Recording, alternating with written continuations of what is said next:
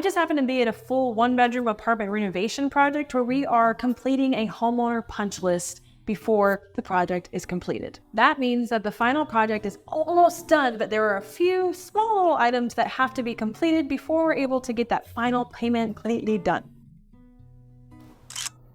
Let's talk punch list today. So punch list is the document that lists the final items in your project that are left remaining at the end of all of the construction. When it looks almost done, but you can still find a few bits and pieces that are incomplete or that need a little bit of a touch up. So we're going to go over the punch list today. But when do you create the punch list and who creates the punch list? Well, that depends on who you ask. If I put my contractor hat on, that would include anything like removing extra debris from the premises or removing extra lumber that's just lying around on the job site, making sure all permits have been passed, and also making sure that last dumpster has been removed. Any little thing like that. I will tell you that we create our own punch list so that we can make sure that everything, all the small little bitty things that we see are completed and done before we tell the actual client that we are done. Traditionally, final payment is paid to the contractor after project completion, but holding 10% back until the final walkthrough or a punch list has been created is also typical as well. But when I put my homeowner hat on, a punch list is a bunch of small things that you add up yourself before you final pay your bill. However, not everything falls underneath the punch list. And sometimes this might actually be more expensive than the original job, especially if going from a dark color on the wall to a light color on the wall. For example, if you're the homeowner and you choose to do a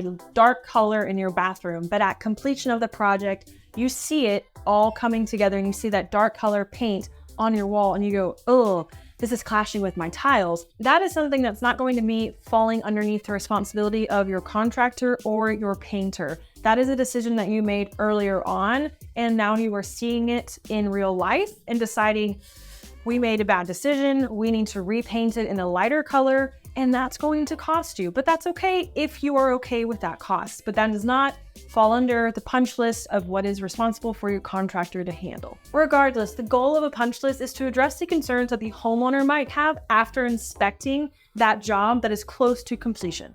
So this would include things like touching up paint and repairing nicked drywall, removing or adjusting cabinet doors, or maybe a not so straight paint line that's on the wall or your trim. These things you need to make sure that you find before the project again is completed so that you are not having to deal with it yourself and you still have the installer to come back and complete. So let's go over a few typical punch items so that you can actually see what they look like in the apartment that we're in. Because you should not be intimidated to be able to find these punch items and tell your contractor about them. Blue tape here is showing to my painter that it needs to be painted. This is a punch list item. This one right here is showing that my cabinet here needs to be touched up. This one over here is showing that the cabinet that pulls the trash out does not have a handle, so this needs to be installed. If you come close, there is a nick over here that's just on top of the drywall that either needs to be sanded and then painted, or it needs to just be painted over. Cabinetry is another item that might show up on your punch list. An installer might not have tweaked the cabinetry like the door hinge, so it's slightly not straight. These things you need to make sure that you find before the project again is completed so that you are not having to deal with it yourself and you still have the installer to come back and complete it. Some projects, they've even had to remove a whole kitchen backsplash because it just didn't look right. So it needed to be redone. Everything is able to be redone. It's just making sure that you see it before the project again is completed. These little nicks on the drywall or in the trim don't mean that your contractor sucks. It just means that after everything's been completed, an electrician or a plumber might have just accidentally brushed up against the wall and something happened.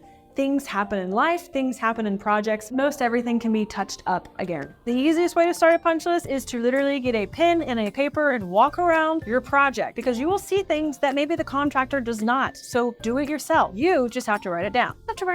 Then you just have to hand it to your contractor and or subs, and then they will finish their task. And then you'll both be on the same page before the final completion. But once you're done with that, that's probably the last time you're going to be able to do anything with the contractor after that punch list has been finished. Once it's completed, their project is completely done.